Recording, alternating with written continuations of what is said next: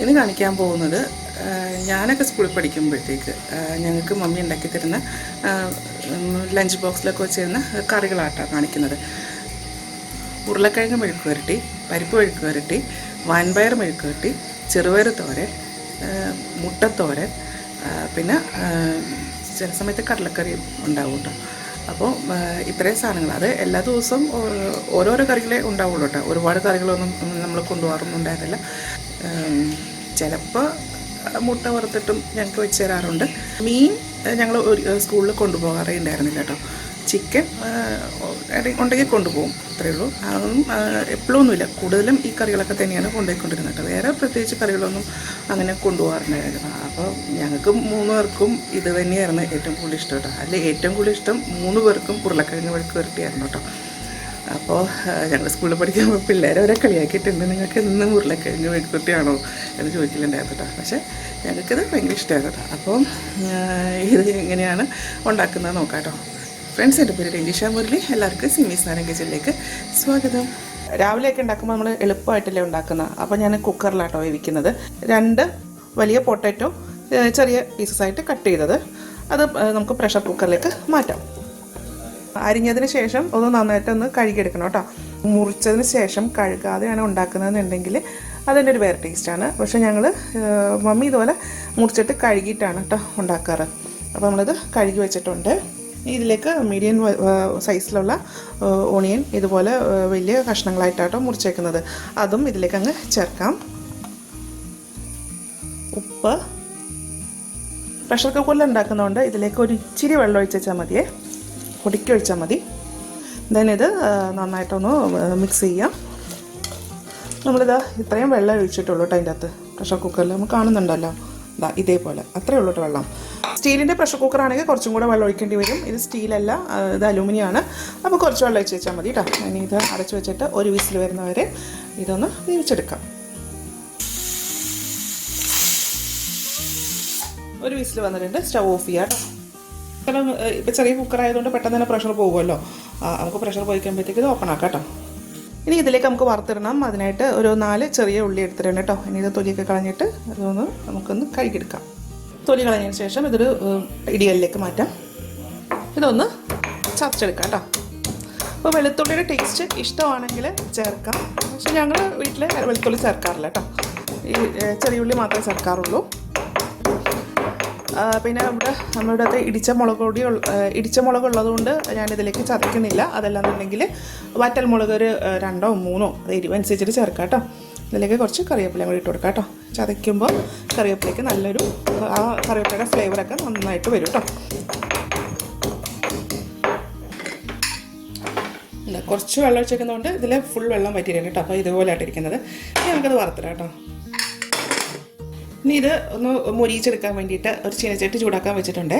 അതിലേക്ക് വെളിച്ചെണ്ണ ഒഴിച്ചു കൊടുക്കാം കേട്ടോ. ഒരു 2 ടേബിൾ സ്പൂണൊക്കെ ഒഴിക്കാം കേട്ടോ. വെളിച്ചെണ്ണ തന്നെ ഒഴിക്കണം. ഓയിൽ ഒഴിച്ചാലും പാം ഓയിൽ ഒഴിച്ചാലും ഒന്നും ആ ഒരു ടേസ്റ്റ് കിട്ടത്തില്ല കേട്ടോ. ചെറിയ ഉള്ളിയും കറിവേപ്പിലയും ചേർക്കാം. എരിവിന് ആവശ്യത്തിന് കുറച്ച് ചതച്ചമുളക് ചേർക്കാം. ഒരു നുള്ള് മഞ്ഞൾപ്പൊടി. ഇതൊന്ന് മൂത്തിട്ടുണ്ട്. ഇതിലേക്ക് വേവിച്ച് വെച്ചിരിക്കുന്ന ഉരുളക്കിഴങ്ങും സവാളയും ചേർക്കാം.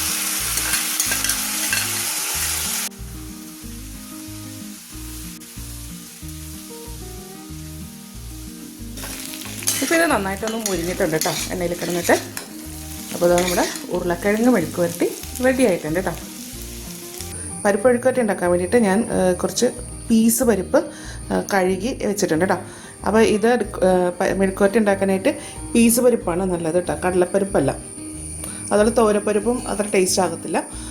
പീസ് പരിപ്പാണ് ഇതുണ്ടാക്കാൻ ഏറ്റവും നല്ലത് കേട്ടോ. അപ്പോൾ ഇത് കഴുകിയതിന് ശേഷം കുക്കറിലേക്ക് മാറ്റുന്നതാണ്.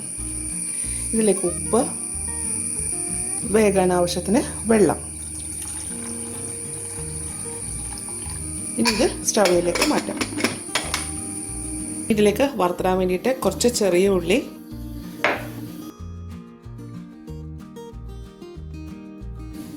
ഇച്ചിരി കറിവേപ്പില, ചീനിച്ചട്ടി ചൂടാക്കിയതിന് ശേഷം അതിലേക്ക് കുറച്ച് വെളിച്ചെണ്ണ ഒഴിച്ചു കൊടുക്കാം കേട്ടോ. അപ്പോൾ ഇതിനും വെളിച്ചെണ്ണ തന്നെയാണ് കേട്ടോ നല്ലത്. ഇതിലേക്ക് ചതച്ച് വെച്ചിരിക്കുന്ന ചെറിയ ഉള്ളി, എരിവിന് ആവശ്യത്തിന് ചതച്ച മുളക്, ഒരു നുള്ള് മഞ്ഞൾപ്പൊടി. ഇതിലേക്ക് വേവിച്ച് വെച്ചിരിക്കുന്ന പരിപ്പ് ചേർക്കാം.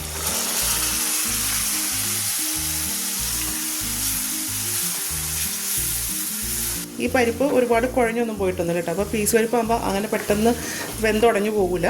ഇതിപ്പോൾ ചോറിനാണ് ഇങ്ങനെ ഉണ്ടാക്കുന്നത്. ചപ്പാത്തിക്കാണെന്നുണ്ടെങ്കിൽ കുറച്ചും കൂടെ ഒന്ന് പരിപ്പ് വേവിച്ചിട്ട് കുറച്ച് ലൂസാക്കിയിട്ട് ആണ് എടുക്കുന്നത്. അപ്പോൾ അതാ നമ്മുടെ പരിപ്പ് ഒഴുക്കുവറ്റി റെഡി ആയിട്ടുണ്ട് കേട്ടോ. അപ്പോൾ നമ്മൾ ഉള്ളി ചതച്ചപ്പോൾ വേണമെന്നുണ്ടെങ്കിൽ ഇതിലും വേണമെങ്കിൽ വെളുത്തുള്ളി ചേർക്കാം കേട്ടോ. ഇതിനായിട്ട് കുറച്ച് ചെറുപയർ നന്നായിട്ട് കഴുകി എടുത്ത് വെച്ചിട്ടുണ്ട് കേട്ടോ. ഇനി ഇത് നമുക്ക് കുക്കറിലേക്ക് മാറ്റാം. ഇതിലേക്ക് ഉപ്പ്, ചെറുപയർ വേകാൻ ആവശ്യത്തിനുള്ള വെള്ളം, ഇത് ഒന്ന് വേവിക്കാം. ഇനി ഇതിനൊരു അരപ്പുണ്ടാക്കണം. അതിനായിട്ട് കുറച്ച് തേങ്ങ, വറ്റൽ മുളക്, അത് എരിവിന് ആവശ്യത്തിന് കേട്ടോ, ഒരു ചെറിയ ഉള്ളി, വെളുത്തുള്ളി, ഒരു നുള്ള് മഞ്ഞൾപ്പൊടി, ഒരു നുള്ള് ജീരകം, ഇച്ചിരി കറിവേപ്പില.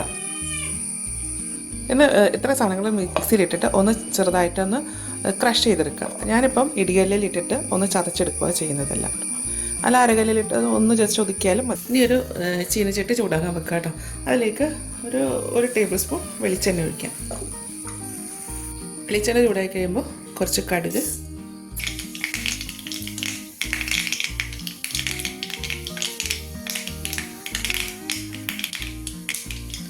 ചെറിയ ഉള്ളി,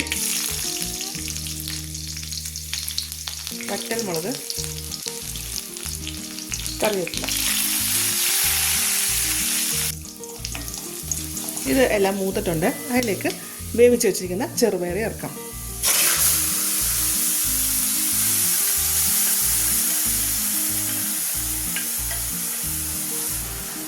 അരച്ചു വെച്ചിരിക്കുന്ന അരപ്പ്,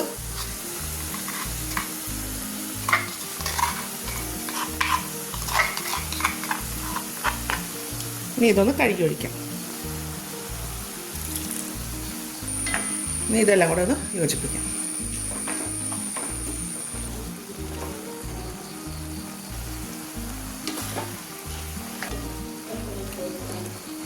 അപ്പോൾ ഇതിൽ വെള്ളമൊക്കെ ഒന്ന് വറ്റിയിട്ടുണ്ട് കേട്ടോ.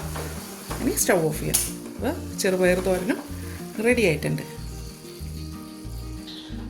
വൻപയർ മെഴുക്കുവരട്ടി ഉണ്ടാക്കാൻ വേണ്ടിയിട്ട് ഞാനിത് നന്നായിട്ട് കഴുകി എടുത്തിട്ടുണ്ട് കേട്ടോ. അപ്പോൾ ഇത് വൻപയർ നല്ലപോലെ കഴുകണം. ചിലപ്പോൾ കല്ലൊക്കെ ഉണ്ടാവും കേട്ടോ.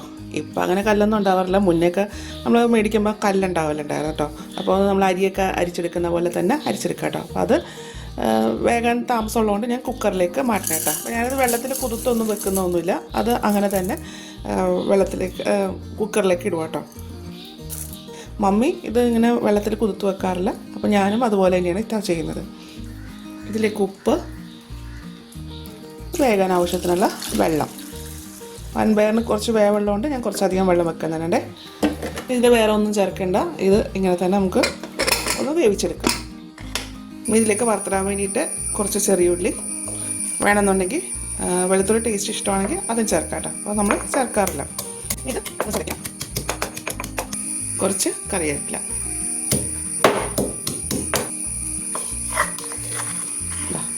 ഇതേപോലെ ചതച്ചാൽ മതിയേ. ഇനി ഒരു ചീനച്ചട്ടി ചൂടാക്കിയ ശേഷം അതിലേക്ക് കുറച്ച് വെളിച്ചെണ്ണ ഒഴിച്ചു കൊടുക്കാം. ഒരു 2-3 ടേബിൾ സ്പൂൺ വെളിച്ചെണ്ണ കേട്ടോ. ഇതിനും വെളിച്ചെണ്ണ തന്നെയാണ് കേട്ടോ നല്ലത്. ചതച്ച് വെച്ചിരിക്കുന്ന ചെറിയുള്ളി, കറിവേപ്പില, എരിവിന് ആവശ്യത്തിന് ചതച്ച മുളക്, ഇച്ചിരി മഞ്ഞൾപ്പൊടി. ഇതൊന്ന് എണ്ണയിലൊന്ന് മൂപ്പിക്കണം. വേവിച്ച് വെച്ചിരിക്കുന്ന വൻപയർ ചേർക്കാം.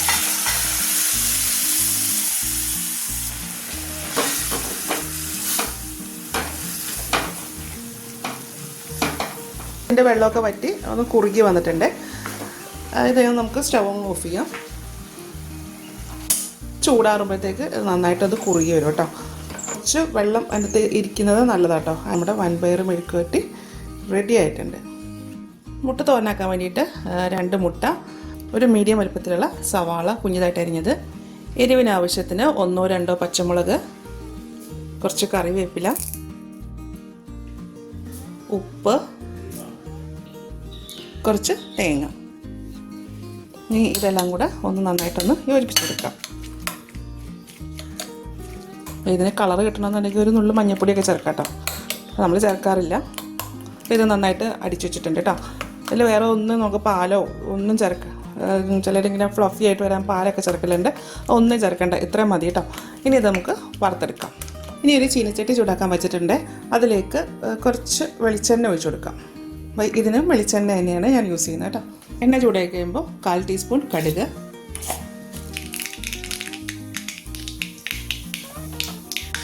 കടുക് പൊട്ടിക്കഴിയുമ്പോൾ അടിച്ചു വെച്ചിരിക്കുന്ന മുട്ട ഒഴിച്ചു കൊടുക്കാം.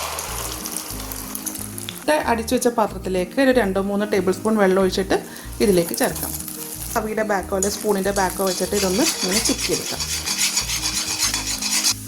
ഇതിങ്ങനെ ഇളക്കുമ്പോൾ തവിയുടെ ബാക്ക് വശം തന്നെ വേണം ഇളക്കാനായിട്ട്. ഇങ്ങനെ സ്പൂണിൻ്റെ ഒന്നും ഈ ഒരു ഭാഗം വെച്ചാക്കി കഴിഞ്ഞാൽ ഇതാകത്തില്ല കേട്ടോ. കട്ട വലിയ വലിയ പീസായിട്ടായിരിക്കും കിടക്കുന്നത് കേട്ടോ. അപ്പോൾ നമുക്ക് പൊടിയായിട്ട് കിട്ടാനാണ് ഇതുപോലെ ചെയ്യുന്നത് കേട്ടോ. അതുപോലെ സ്റ്റൗവിൻ്റെ ഫ്ലെയിമും നല്ല ഹൈ ആയിട്ട് തന്നെ വെച്ചിട്ട് വേണം ചെയ്യാനായിട്ട്. മുട്ടത്തോരൻ്റെ വെള്ളം വറ്റിയിട്ടുണ്ട് കേട്ടോ.